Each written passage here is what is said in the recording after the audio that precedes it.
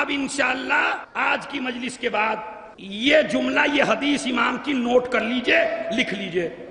اس میں امام نے فرمایا اور آپ کو پتہ بتایا کہ قرآن مجید میں ایک سورہ ہے جس کا نام ہے سورۃ الحسین۔ چھٹے امام فرماتے ہیں اللہ اپنے امام پہ اس سے اچھی صلوات۔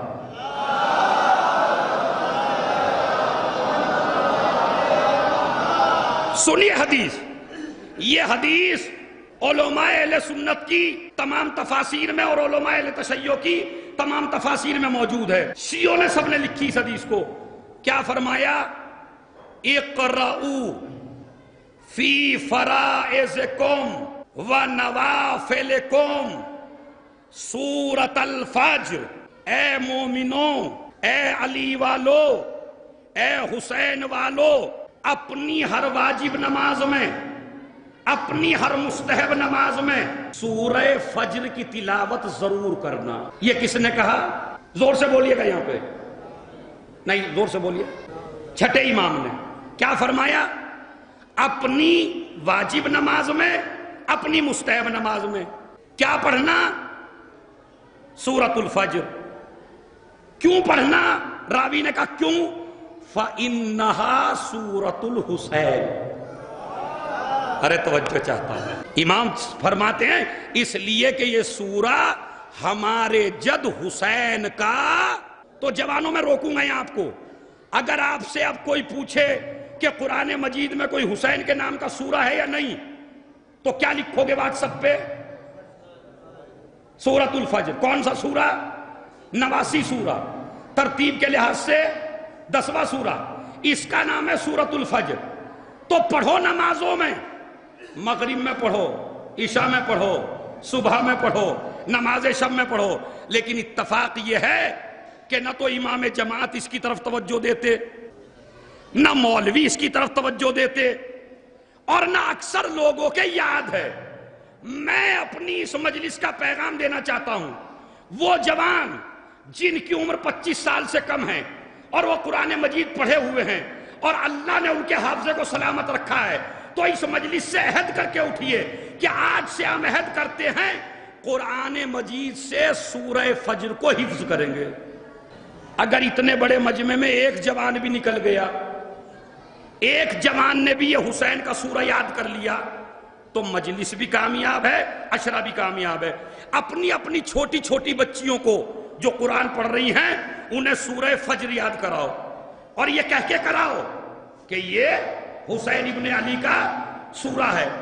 اس سورے کی فضیلت سنیے کیا ہے، خدا کی قسم، اگر کوئی دھولڑی میں ایم ایل اے آ جائے یا وزیر اعظم آ جائے یا پردھان منتری آ جائے اور آپ اس ہوٹل کے کمرے میں جس میں ہندوستان کا پرائم منسٹر ٹھہرا اسی میں آ کے ایک غریب آدمی کو ٹھہرا دیجئے، شرف ہے یا نہیں ہے؟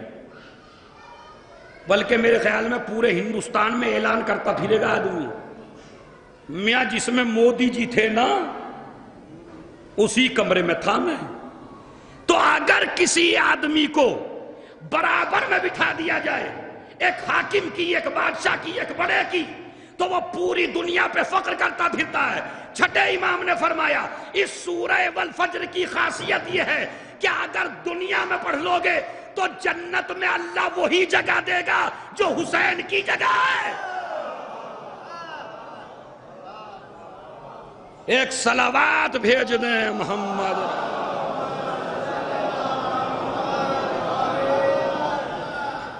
پھر حدیث سناتا ہوں، ذرا غور سے سنیے۔ من قرأ سورۃ الفجر، جس انسان نے سورہ فجر پڑھا، کانا فی درجتہ یوم القیامہ من الجنہ، تو یہ آدمی جنت میں اسی درجے میں رہے گا کہ جس میں حسین ابن علی ہیں۔ بتائیے آپ انصاف سے، کون آدمی ہے جو نہیں چاہتا حسین کے پاس رہے جنت میں؟ دیکھیں کچھ جوانوں کا منہ لٹکا ہوا بالکل بیچاروں کا، اب یہ پتہ نہیں کھانے کی وجہ سے لٹکا ہوا ہے یا سستی کی وجہ سے لٹکا ہوا ہے۔ ایک صلوات ایسی پڑھی ہے کہ ان کے منہ پہ تھوڑی سی رونق آ جائے۔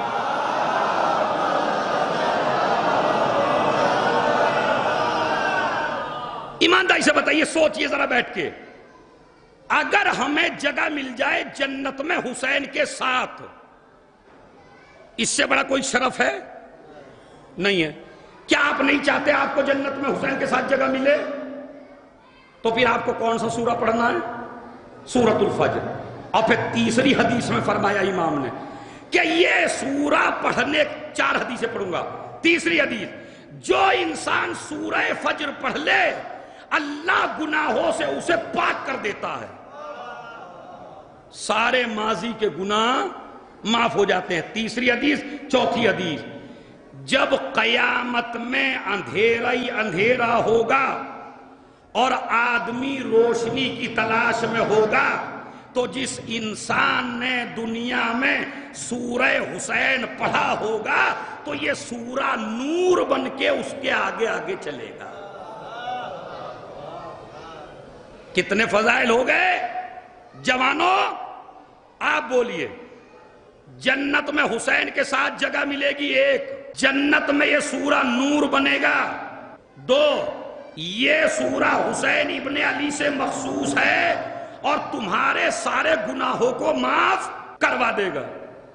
اس کے بعد ایک شخص آگے بڑھا صادق آل محمد کے پاس، آ کے کہنے لگا حسین کے درجے میں جگہ ملے گی، یہ بھی صحیح ہے، نور بنے گا، یہ بھی صحیح ہے، لیکن مولا یہ تو بتاؤ، دیکھیں کیسے کیسے ٹیڑھے آدمی تھے اماموں کے زمانے میں، یہ تو بتاؤ کہ اس سورے کا حسین سے ربط کیا ہے؟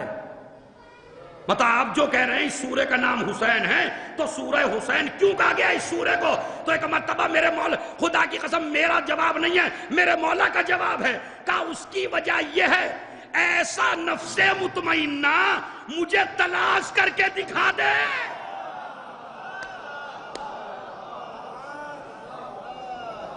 ایک صلوات بھیج دیں محمد اور آل۔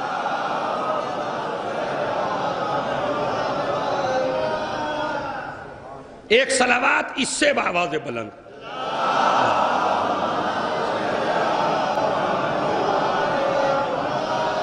کیا فرمایا میرے امام نے؟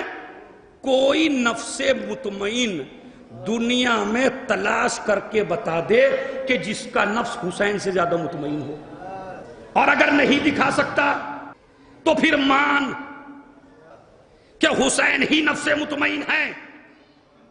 اب اس کے بعد علماء نے لکھا کہ یہ جو قسم کھائی ہے نا والفجر، فجر کی قسم، ولیال عشر، آج یہ بھی بتا رہا ہوں آپ کو پہلی مجلس میں، دوسری مجلس میں، کہ 10 راتوں کا تذکرہ ہے۔ فجر کی قسم یعنی صبح کی قسم، ولیال عشر 10 راتوں کی قسم۔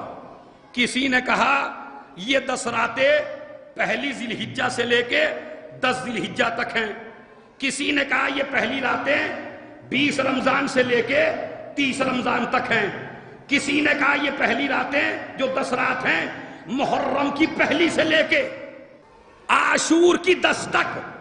اور اتنا بڑا حوالہ دوں گا کہ نیند اڑ جائے گی آپ کی، علماء اہل سنت کا بڑا مشہور عالم امام فخر الدین رازی وہ لکھتا ہے کہ ان راتوں سے مراد محرم کی 10 راتیں ہیں کہ جن کی اللہ قسم کھا رہا ہے۔ یہ راتیں کیوں معتبر بنی؟ اس لیے کہ ان راتوں میں ہر گلی میں حسین، ہر کوچے میں حسین، ہر دربار میں حسین، ہر بازار میں حسین، ان راتوں میں حسین ہی حسین ہے۔ تو اس لیے 10 راتوں کی قسم کھائی۔ یہ 10 راتوں کا تذکرہ بھی قرآن مجید میں، کس کے لیے؟ حسین کے لیے۔